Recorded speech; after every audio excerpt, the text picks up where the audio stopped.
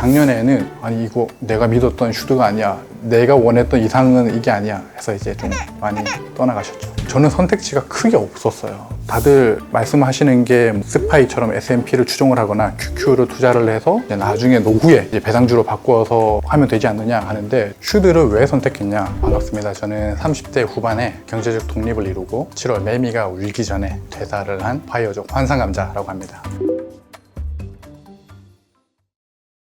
쉽게 말해서 반만 은퇴하는 거죠. 요즘에는 일과 놀이의 경계가 불분명해지고 좀 경계가 희미해지고 있잖아요. 놀면서 일하는 사람도 있고 일하면서 노는 사람도 있는데, 현대사회는 퇴사의 형태도 여러 가지가 되더라고요. 일을 하다가 이제 퇴사를 하고 또 잠깐 쉬다가 또 다시 일을 찾고 싶어하는 사람들이 있거든요. 사이드 파이어족 또 마찬가지고요. 현대사회에서 은퇴 이후에 기간이 너무 길어요. 30살에 취직을 하고 20년 동안 직장 생활을 하고 직장 생활 번 돈으로 그냥 한 50년치를 써야 되거든요. 지금 저는 이제 30대 후반인데 일을 안 하고 내가 취미 생활로서 이렇게 쭉 살 수 있을까? 라고 저를 돌아봤거든요. 돌아보니까 저는 일에서도 성취감을 느끼는 사람이더라고요. 그래서 성취감을 느끼기 위해서 일을 하기도 하고 그 일이 조금 힘들면 쉬기도 하는, 그게 조금 괜찮겠다 싶어서 반퇴라는 거를 조금 선택을 했었고요. 그게 또 현대사회에서 굉장히 잘 맞는 것 같아요. 왜냐하면 요즘에 슬랙이나 뭐 팀즈, 카톡 이런 걸로 이제 의사소통 다 되잖아요. 지금은 이제 잘 발전이 돼 있어서 반퇴라는 게 충분히 실현 가능한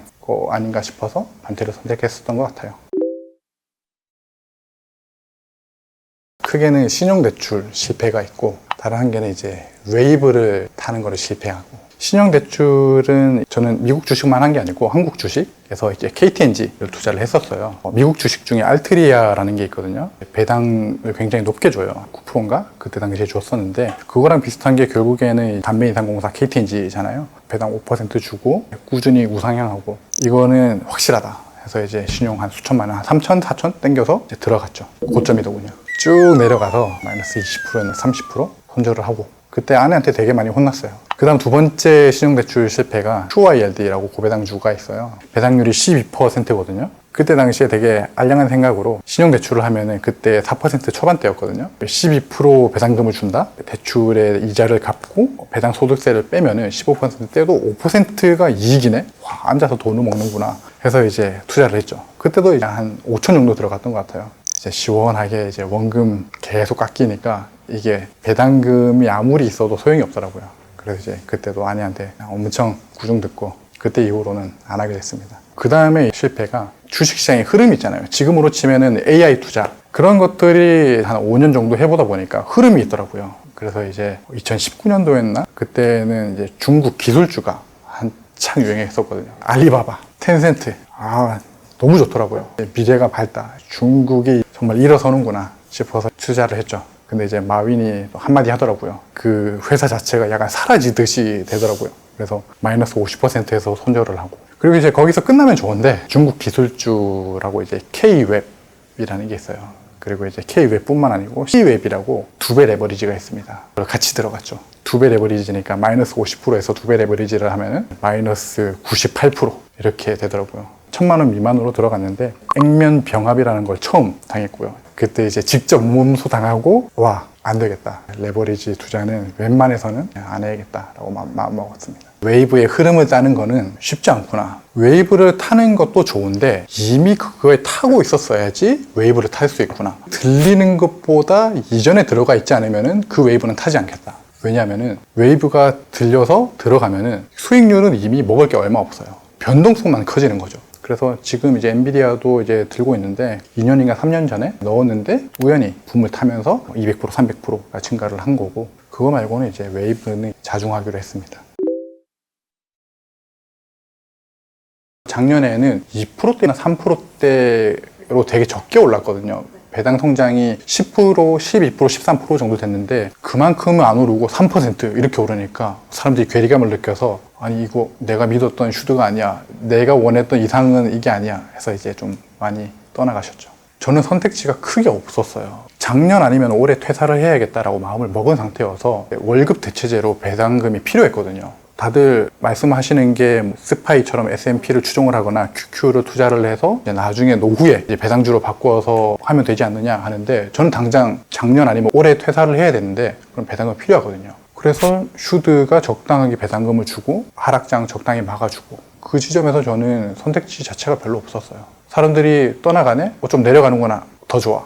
그래서 계속 꾸준히 했죠. 제 살 깎아먹기다라는 말이 맞는 말인데 한편으로 보면 다른 말이기도 해요. 왜 제 살 깎아먹기냐라는 사람들의 의견을 보면은 기업의 이익이 이만큼 있으면은 그거의 몇 퍼센트를 떼서 투자자한테 주는 거잖아요. 근데 그거를 사람들한테 주거나 세금으로 내지 않고 기업에 훨씬 더 어떤 영속을 위해서 기술 개발을 하거나 혹은 R&D를 하면은 훨씬 더 잘 벌 수 있는데 왜 사람들한테 주고 세금을 내냐, 그런 논리인데 그게 맞기도 한데 다르기도 하거든요. 저는 이렇게 표현해요. 부모님이라고 생각해요. 자녀가 있는 부모님. 아이한테 매달 10만 원씩 용돈을 줘요. 용돈을 줌으로써 아이가 이제 경제 지식을 높이는 거, 혹은 교우 관계, 혹은 문화생활에 대해서 일정 부분 영위해 나갈 수 있는 부분이 있는데, 그런 부분은 무시하고 모든 것을 기업의 측면에서 생각을 하는 게 조금은 기업과 투자자의 관계를 무시하고 기업의 영속성만 생각을 하는 거 아닌가 싶거든요. 자본주의는 그렇게 돌아가면은 돌아가기도 하겠지만은 기업가와 투자자의 어떤 적정한 타협점, 그 부분을 찾는 게 자본주의가 훨씬 더 잘 굴러가는 지점이라고 생각을 해요. 저는 두 가지로 판단을 해요. 한 개가 뭐냐면 예측 가능한가, 두 번째는 지속 가능한가 거든요. 제피를 저도 일부 가지고 있긴 한데 커브드 콜 위주라서 인플레이션 해지가 가능하냐라고 봤을 때 조금 쉽지 않다라는 부분이 있고, 그리고 슈드를 왜 선택했냐, 일단 인덱스 추종하는 배당 ETF를 많이 봤어요. 디보를 보기도 했고 빅도 보기도 했는데 그게 배당금이 들쑥날쑥해요, 슈드보다. 그래서 슈드는 연마다의 배당금은 그래도 꾸준히 올라가고 있었고, 그거를 보고 예측 가능하겠구나 싶어서 선택을 했었고요. 5년 카고로 치면은 10%니까 인플레이션 해지가 가능하면서 앉아서 조금 시간만 기다려준다면은 게으르게 돈 벌 수 있겠구나 판단을 했죠.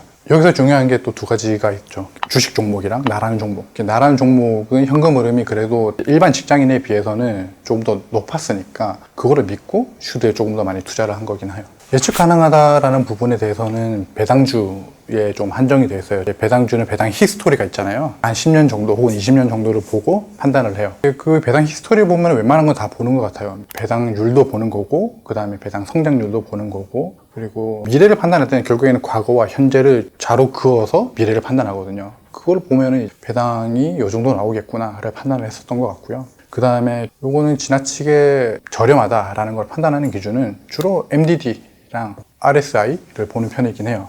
테슬라 같은 경우를 쉽게 예를 들면 MDD가 한 마이너스 70으로 알고 있는데 그 변동성을 제가 감당할 수 없어요. 이제 정찰병 한 병 넣어주는 거죠. 그래서 이제 마이너스 50, 마이너스 60, 마이너스 70이다? 그러면 이제 조금 더 높은 비중으로 들어가서 기다리는 거죠. 기다리는 거는 쉽죠. 왜냐하면 80% 이미 솔리드하고 20%의 개별 주식에 대해서는 이 정도 손실은 내가 감당할 수 있어 라는 식으로 생각을 할 수 있으니까요. 충분하다. 제가 배당금으로 먹고 살기를 프로젝트를 진행을 하고 있어요. 배당금을 어느 정도 모았으면은 그거를 좀 더 단단하게 만들고, 그 단단하게 모았던 거를 배당금뿐만 아니고 주가 상승분도 노려보자, 이런 부분이 있는데, 그 관점에서 봤을 때 슈드 5천 주면은 충분하다라고 생각을 했었던 것 같아요. 그래서 스파이나 QQQ를 좀 더 모아보자 쪽에 집중을 했습니다. 슈드에 42% 있고요. 그 다음 S&P에 13%, QQQ의 13%, 개별주의 10%, 고배당주의 10%, 그리고 나머지는 5% 정도 될 건데 현금이랑 채권 이렇게 있습니다. 책으로 하는 편이긴 해요. 유튜브 찾아보고 했다가 요즘에는 그게 정리가 안 되더라고요. 되게 파편화된 지식으로만 쌓이고 기초가 안 쌓여서 그냥 책으로 조금 많이 공부를 하는 편이긴 해요. 돈의 심리학 혹은 불변의 법칙. 비교적 최근에 나왔었는데 저한테는 되게 많이 도움이 됐었던 것 같아요. 심리적으로 너가 잘못 알고 있었던, 편향적으로 알고 있었던 부분을 데이터를 이용해서 바로 잡아주는 개념이거든요. 예를 들어서 강세장이면은 미리 좀 팔고 떠나야 되는 거 아니냐라는 부분이 제가 편향적으로 생각했었던 부분이 있었는데, 그런 부분에 대해서 강세장이 생각보다 오래가고 강하다라는 부분에 대해서 그런 책들을 통해서 새로 알기도 했고요.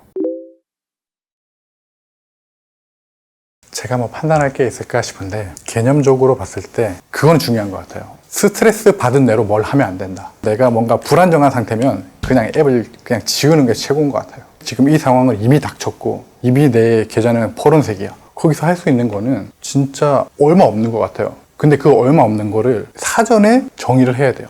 예를 들어서 내가 믿을 만한 주식을 이미 사놨어. 그러면은 굳이 지금 내가 뭘 할 필요 없어요. 돈이 없는 게 좀 아쉬울 뿐이지. 근데 이 주식을 내가 확실히 믿지 못한 상태에서 들어가면은 이게 쭉 내려갈 때 내 마음이 정말 심란해지거든요. 그래서 오히려 지금 상태에서는 아무것도 안 하는 게 하나의 방법이 될 수도 있다. 그렇게 생각합니다. 현금 흐름이 있으면은 하락할 때마다 마이너스 10%, 마이너스 20% 될 때마다 자기가 믿었던 종목에 투자를 하는 거는 괜찮은 방법이라고 생각을 해요. 저도 실제로 그렇게 하고 있고요. 정신적으로 좀 멘탈적으로 바뀐 것 같아요. 제가 노동소득으로 벌다가 그 다음에 부업으로 벌다가 그 다음에 금융소득으로 많이 벌게 되면서 투자 세계로 넘어왔는데 이게 배당금이 그리고 수익률이 많아지니까 훨씬 더 노동소득보다 수익이 많아지더라고요. 내가 노동에 그렇게 큰 힘을 들이지 않고도 돈을 버는구나. 그러면서 이제 일도 다시 한번 생각해 보게 됐고요. 돈으로서의 개념이 아니고 어떤 돈 외에 어떤 성취감을 내가 얻을 수 있지라는 관점에서 직장이나 일을 보니까 좀 다르게 보이더라고요. 퇴사의 이유가 직장 스트레스도 있었긴 해요. 불합리한 거를 못 참으니까 이 시스템을 못 바꾸면 내가 나가는 게 더 편하겠구나 라는 결론을 마지막쯤에 내린 것 같아요. 목표 너무 분명합니다. 하루 4시간 일하는 거예요. 하루 4시간을 일을 하면은 얻어지는 이점이 뭐냐면 일을 할 때 몰입을 할 때가 있잖아요. 그 몰입을 하다 보면은 시간이 좀 빨리 가. 집중력 있게 4시간 일하면서 나머지는 운동을 한다거나 도서관에서 책을 읽는다거나 아니면은 낮잠을 잔다거나 그렇게 하면 되게 좋을 것 같아요. 그리고 딱 한 개 더 이제 제 꿈이 있는데 디즈니 할아버지가 되는 게 꿈입니다. 디즈니 할아버지들은 제가 알기로는 자기가 원하면 60대, 70대까지 그림을 그릴 수가 있어요. 우리나라는 보통 경력이 높아지면 관리직으로 되게 많이 되잖아요. 그냥 내가 원하는 전문직에서 그 꾸준히 풀타임 잡을 하거나 파트타임 잡하거나 그거는 자유. 그래서 내가 70대까지 내 전문성을 살려서 일을 할 수 있다. 되게 매력적인 것 같더라고요. 그래서 그렇게 하루 4시간 디즈니 할아버지가 되는 게 제 꿈입니다. 자신에게 솔직해지는 게 먼저 아닌가라는 얘기를 해드리고 싶어요. 제가 사실은 부업을 하고 이렇게 이제 투자를 했었던 기본적인 이유가 있는데 내가 가난하구나 라는 거를 느껴서 시작을 했었던 것 같아요. 제가 어떤 문화적인 측면 혹은 멘탈적인 측면도 결국에는 가난이라는 부분을 해소하지 않으면 계속 나에게 영향을 끼치겠구나 라는 부분을 솔직하게 대면했었던 것 같아요. 대면을 하고 보니까 이 부분은 해결하지 않으면 내 삶이 더 질이 좋아지지 않겠구나를 판단을 했었고 그 부분에 대해서 집중을 지속적으로 해왔었던 게 되게 도움이 됐었던 것 같아요. 하락장에 고통받더라도 본인에게 한 번 더 솔직해져 보고 내가 이 하락장을 감당할 수 있게 지금 자금으로 운용을 하는가 혹은 포트폴리오를 운영하고 있는가를 한 번 더 솔직하게 판단을 하시면 도움이 되지 않을까 싶습니다.